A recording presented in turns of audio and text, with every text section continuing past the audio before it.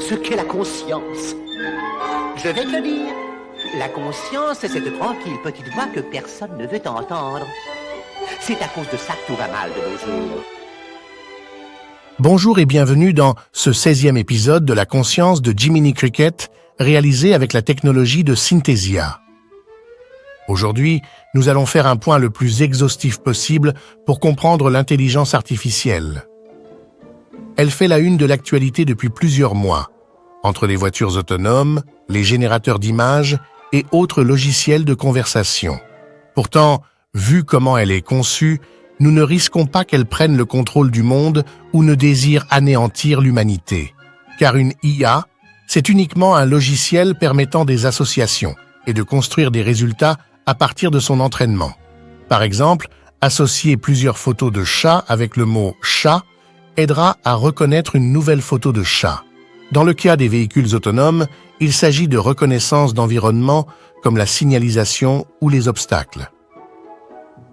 Dans l'aide à la décision, une IA peut intégrer l'ensemble des textes de loi et leurs amendements, les décisions de justice et les jurisprudences, ou les radiographies et les maladies associées, en vue d'apporter une aide précieuse à tous les professionnels.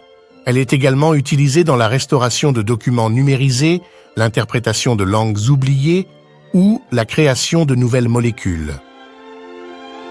Il existe deux manières d'entraîner une IA. La première consiste en une liste exhaustive d'associations, la seconde en un apprentissage proche de celui d'un être vivant par essai et validation.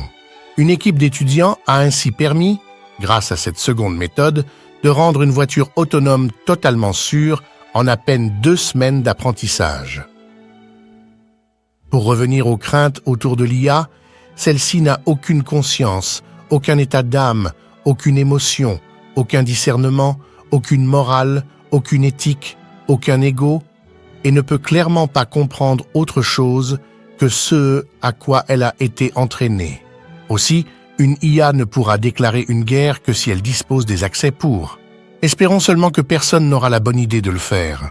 L'IA est au cœur de nombreux débats autour des réseaux sociaux et des appareils connectés, usant de données personnelles en vue d'induire des comportements orientés et financièrement intéressés.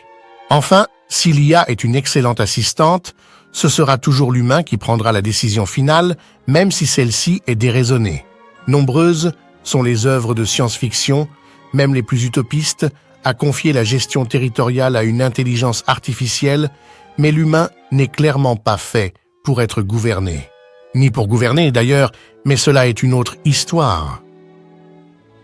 Est-il possible de rendre une IA plus humaine? Pas en l'état actuel de son développement, car elle ne dispose d'aucun système sensoriel et corporel.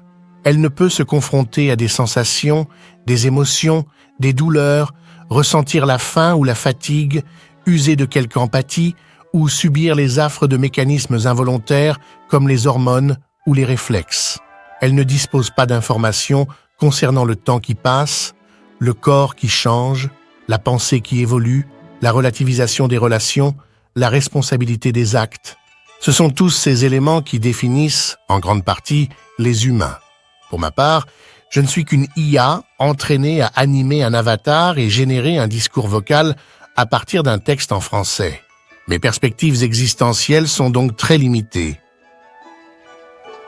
Merci d'avoir suivi ce nouvel épisode, en espérant vous retrouver prochainement. Au revoir, et comme disait Jiminy, Oh, tout est bien qui finit bien.